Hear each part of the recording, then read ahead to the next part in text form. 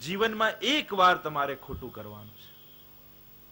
અને આજે આખો દિવસ એમનું કામમાં મન ન લાગ્યું, એ જ વિચારમાં ને વિચારમાં ફાઇલ લઈને ઘરે ગયા. રોજ તો ઘરે જતા એટલે એવા ભૂખ્યા થતા કે આખું ઘર માથે લઈ લેતા. ઘરમાં બીજું કોઈ હતું નહીં, એક માં હતી. પણ આજે એવા વિચારમાં ચડ્યા છે કે સાઈન કરું કે ન કરું. અને વિચારમાં ને વિચારમાં આજે ભૂખ પણ નથી લાગી. માં કહેવા આવી કે ચલ હવે બેટા જમી લે. આજે ભોજન પણ બરાબર ન થયું. મનમાં એ જ વિચાર ચાલે છે કે એક વાર જીવનમાં ખોટું કરવાનું છે અને જિંદગીભરનો આરામ છે. પછી ક્યારે ખોટું કરવાનું નથી. કરું કે ન કરું. સુવા ગયા પણ આખી રાત ઊંઘ નથી આવી. પડખાઓ ફેરવે છે પણ ઊંઘ નથી આવતી કે સાઈન કરું કે ન કરું. એક વાર ખોટું કરી દઉં ને જિંદગીભરનો આરામ થઈ જાય, પણ સત્યનો માર્ગ જાય. આખી રાત સુતાની, સવારે માં ચા લઈને આવી અને હાથમાં ચા લીધી. માં જવા લાગી ત્યાં જ માનો હાથ પકડ્યો ને રોક્યો. બા, મારા મનમાં એક મૂંઝવણ છે. બાએ કહ્યું, શું છે બેટા? આમણે કહ્યું કે બા, કાલે એક વ્યક્તિ મારી પાસે આવ્યો, મારી સામે ફાઇલ મૂકીને કહ્યું કે આ એક ખોટી સાઈન કરવાની છે.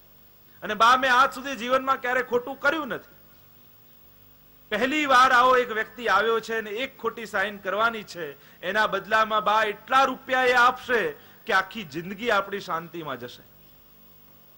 શું કરું બા, તું જ બતા.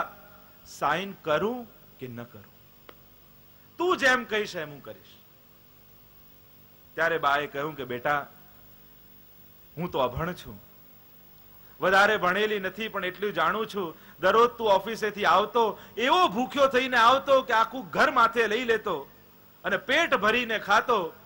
પણ કાલે મેં જોયું, ન તને ભૂખ લાગી, ખાવા બેઠો તો ખાઈ પણ ન શક્યો. દરરોજ સવારે જ્યારે હું ચા લઈને આવતી ત્યારે તને હલાવી હલાવીને ઉઠાડતી ને 2 વાર ચા ગરમ કરવી પડતી. પણ આજે હું આવી અને જોયું, લાગે છે તારી આંખો લાલ છે, આખી રાત તું સૂતો નથી લાગતો. તો બેટા, હું તો એટલું જ કહીશ, હજી જે ધન આવ્યું નથી, ખાલી એનો વિચાર આવ્યો છે અને તોય તારી ઊંઘ અને ભૂખ જતી રહી. તો વિચાર કર, જો એ ધન આવશે તો તારું શું થશે? હજી એ ધન આવ્યું નથી, ખાલી એનો વિચાર આવ્યો અને તારી ઊંઘ અને ભૂખ જતી રહી. તો જ્યારે ધન આવશે તો શું ઉત્પાદ કરશે? સત્ય છોડીશ. કલિયુગમાં નારદજીએ જોયું, સત્ય જતું રહ્યું. આજે સત્યનું આચરણ કરવા કોઈ તૈયાર નથી. તપ જતું રહ્યું આજે કોઈને. અને તપ શું કલિયુગમાં? શું જંગલમાં જઈને ઝાડ નીચે બેસશો? એ તો વન વિભાગ કાઢી મૂકશે. અત્યારે તો જંગલે ક્યાં રહ્યા છે? કલિયુગમાં તપ શું? અત્યારનું તપ શું? ભગવાને તમને જે સ્થિતિમાં રાખ્યા છે એ સ્થિતિમાં પણ આનંદમાં રહેવું, એ જ અત્યારનું તપ. જે સ્થિતિમાં રાખ્યા છે, જે પરિસ્થિતિમાં છે, એમાં પણ આનંદથી જીવવું, એ જ તપ છે. સત્યમ નાસ્તિ તપઃ શૌચમ. પવિત્રતા જતી રહી ઘરમાંથી. શું આજે આપણા એવા ઘર રહ્યા છે કે આપણા ગુરુજનો ઘરમાં પધારે તો એક મિશ્રીનો ટુકડો પણ એમને લેવડાવી શકીએ? એટલી પવિત્રતા પણ આપણા ઘરમાં છે?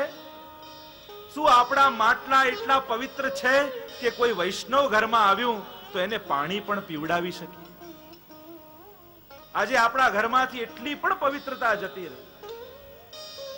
વૈષ્ણવ છો તો થોડીક પવિત્રતાનું ધ્યાન રાખો. એઠું જૂઠું, પ્રસાદી અનપ્રસાદી, આપણું ઘર એટલું તો પવિત્ર રાખો કે અચાનક કોઈ વૈષ્ણવ ઘરમાં આવી જાય તો એને કણિકા પ્રસાદ લેવડાવી શકે.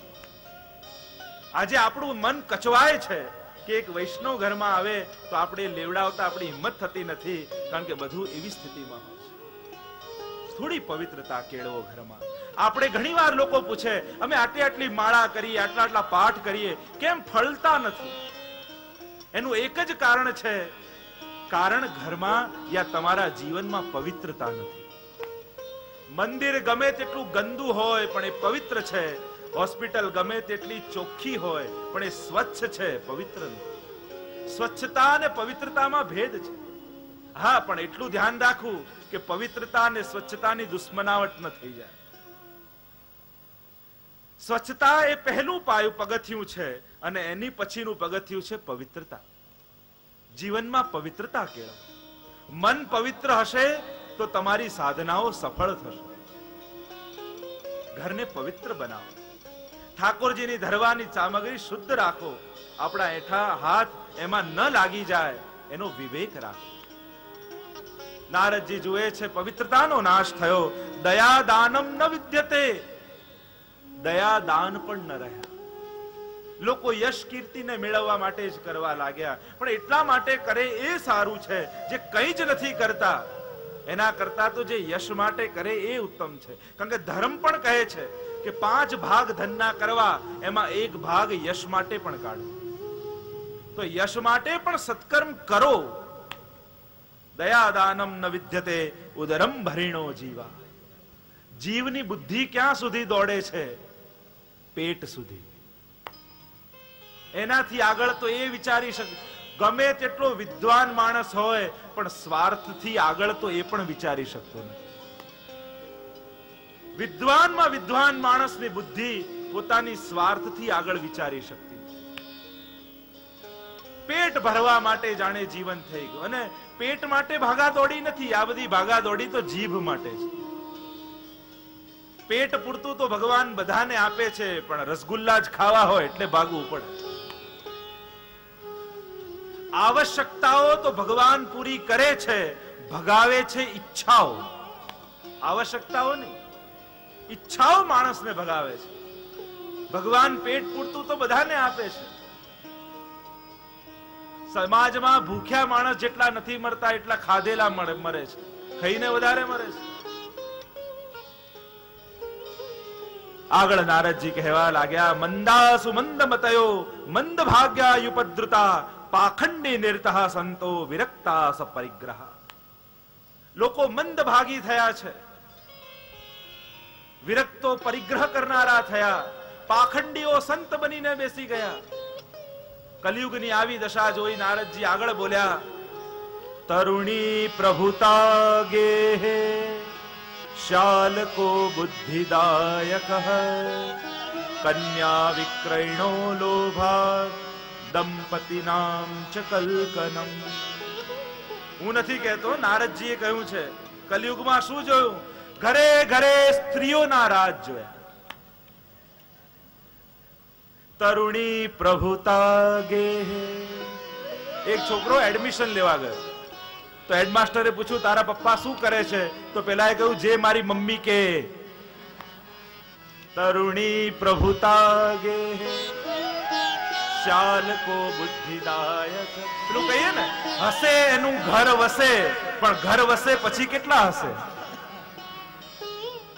એક છોકરીના સગાઈ નક્કી થઈ એકની સાથે. તો એની બહેનપણી જોડે વાત કરતી હતી કે તારો ફિયાન્સે એમ તો બધી રીતે સારો લાગે છે, પણ હસે છે ને પછી સારો હસવા એ ટાઈમે સારો નથી લાગતો. તો પેલી કોઈ એની ચિંતા તો કરીશ જ નહીં, લગન પછી હસવા દઉં તો ને. તરુણી પ્રભુતા ગેહે. એક વ્યક્તિ ગયો ભગવાન પાસે ને કહેવા લાગ્યો, ભગવાન મને હેરાન કરી નાખો, પરેશાન કરી નાખો, મને બરબાદ કરી નાખો. ભગવાને કહ્યું, મારી પાસે શું કરવા આવ્યો? જઈને લગ્ન કરી લે. તરુણી પ્રભુતા ગેહે શાલકો બુદ્ધિદાયક. એક ભાઈ ના ઘરે કાયમ હસવાનો અવાજ આવે, કાયમ હસવાનું. એટલે પડોશી કહ્યું કે ઘર ઘરમાં